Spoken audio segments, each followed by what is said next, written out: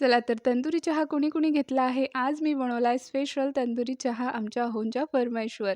कारण आमच्याकडे कुठं बाहेर विकत मिळत नाही म्हणून जेव्हाही घ्यावयाचा असल्यास आम्ही घरीच बनवतो आणि तोही चुलीवरचा म्हटलं म्हणजे गोष्टच वेगळी.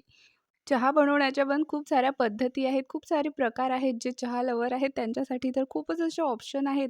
बासुंदी चहा, मसाला चहा, पुणेरी चहा, जे आपल्याला माहितीसुद्धा नाही. पण या सर्वांपैकी जो गमतीदार असा चहाचा विषय आहे तो म्हणजे तंदुरी चहा. आता गमतीदार कसा तर तो असा, आता कोळशावर आपण जे मातीचं भांडं गरम केलं होतं ते बाहेर काढून घ्यायचं आणि एका खोलगट भांड्यामध्ये ठेवायचं आणि गरमागरम चहा त्याच्यामध्ये ओतायचा.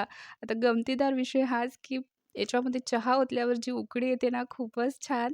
तर इथे मी चहा आधीच गाळून घेतला होता. तर इथे आता हे सगळं आपण यामध्ये ओतून घेऊ. तर मस्त तंदुरी चहा बनून तयार झालेला आहे. कसा झाला मला नक्की कमेंटमध्ये सांगा.